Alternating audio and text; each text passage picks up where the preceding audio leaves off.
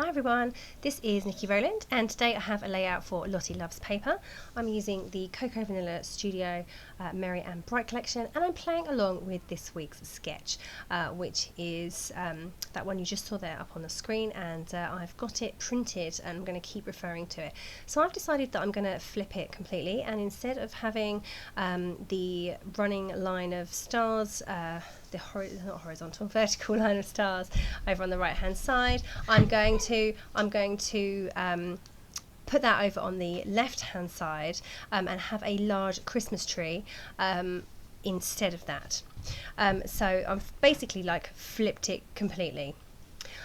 So yeah, I have cut a large Christmas tree on my Silhouette machine. It's just a basic cut file from the Silhouette store, nothing fancy. I just wanted that large tree shape. I did attempt to draw one myself but failed miserably, so I reverted to a quick cut file to get it looking right.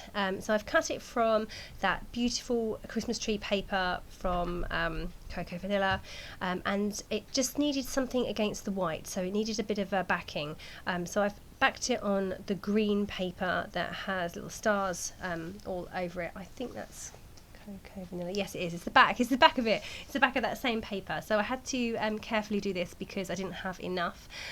So I managed to back the tree shape, but I had to add the trunk separately. I was going to call it a stalk. I had to add the trunk separately, but you won't be able to see it because there'll be embellishments over the top of that join, and you probably wouldn't notice it anyway either, to be fair, even if it was on show. Okay, so I've cut out the Christmas tree, distressed the edges, mounted it on to dark green and distress the edges of that too. And now I am going to work out how I'm going to position that onto my layout, and then go from there. So I feel like my layout needs a border. I don't really like completely white backgrounds at the moment, so I want something around the edge or something on the background. So I'm gone for this stripy paper, which is really beautiful. I really love that print by Coco Vanilla Studio. So I'm going to cut my background white cardstock down to probably around 11 inches or 11¼ inches square, and then mount it onto that stripy paper, so I'll have that border going all the way around. So I've cut my paper down. I am distressing the edges. The stripy paper I have cut the middle out of, so I can save a bit for later. I just said I distressed the edges of the white. I'm sticking that to the background now, and I'm just adding my tree over on the left hand side. I'm going to add some stitching around the edge of the white border, just to give it a little bit more definition and some interest. But I'll do that in a moment. So I'm just trying to work out what else I'm going to do with this layout. So I have a photo of my little boy. He's 2, and he's actually knocked over the Christmas tree in our dining room. So we have several Christmas trees throughout the house at Christmas time, and this one is only a very little one, and it sits on top of a step stool in the corner of our dining room, and it's like a twig tree. It's not a big bushy tree, it's a twig tree, and it has all of the children's decorations on. So it has all the things that they make from school. It has Disney items, so it has all the Disney princesses, it has Mickey Mouse, it has all of those. Oh, we have lots of Little Mermaid, and so Ariel and the fish, Flounder, and Sebastian the scorpion, no, lobster, crab. So we have a tree with all of those things. They have their initials on that tree as well, hanging decorations. So lots of fun things on that tree, but he actually knocked over the whole thing. He knows he's not allowed to touch it, yet he has gone over, because I guess he just can't resist. He couldn't resist all those funky things on that tree. So he actually went and touched it and pulled the whole thing over. Whoopsie daisy. So I have this photo of him looking extremely guilty. He knows he's done wrong, but I just love the photo because he just looks so guilty and bit sorrowful. Bit sorry for himself. Anyway, that's the story behind the photo. I've just added some pink tulle to the background of the layout there. I just wanted a strip along there, just to represent the strips going across the sketch. So I just wanted to add something there behind. I could have added some pattern paper or some strips or something, but I decided to go for the tulle just to give it a bit of sparkle, because it's a glittery one, a bit of colour, a bit of texture. And then behind the photo I'm also adding a doily. Actually ends up just being half a doily because I couldn't fit it all in. I'd really stuck my photos down. So got the doily and the tulle in there, so it just kind of add some extra details and dimension to the layout rather than just everything being flat. So I really like adding things like that to my layout. So and then say that kind of represented the line going across the sketch. You can see that the sketch is there round the upside down. Say I've completely flipped the sketch. Okay, so I'm just continuing to add bits and pieces, get everything stuck down.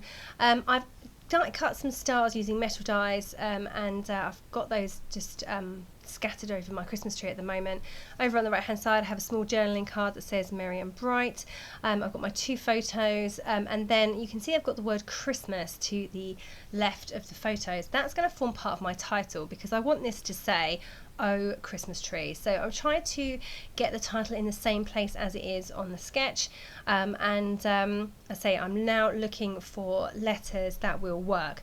So I love these crepe paper Hey Santa letters, the red ones, but they were too skinny and didn't look right against the background, so I've gone for a darker, thicker font. These are left over from Jen Hadfield the Avenue, the black thickers work really well against the patterns on the background, so I've gone for Oh Christmas Tree as my title.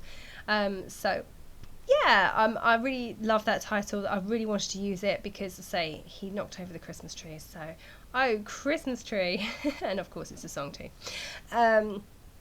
Okay, so just getting those stars stuck in place. I also plan to add these wood veneer pieces to this layout. I've had these wood veneer pieces in my stash for years, so I thought I would try and use them up. I used some on a previous layout for Lottie Loves Paper, the one I did live in the Lottie Loves Paper community group the other week for following along with the Go-Go challenge. So I thought I would bring in some of those to this layout as well. So I have, I'm just going to stick those on and then I'm going to paint them. Okay, so just adding some twiddles of thread to this layout. Like I said, I like to have texture on my layouts, and having twiddles of thread, especially gold sparkly thread, makes me happy. So just going to add some to the right hand side cluster, and then over on the left hand side as well. So just what I tend to do is just lift up the embellishments that I've already got in place and shove it underneath and secure it in place with some tape. So that's what I do. I tend to use a We Are Memory Keepers gold or silver thread designed for their sewing machine. Yeah.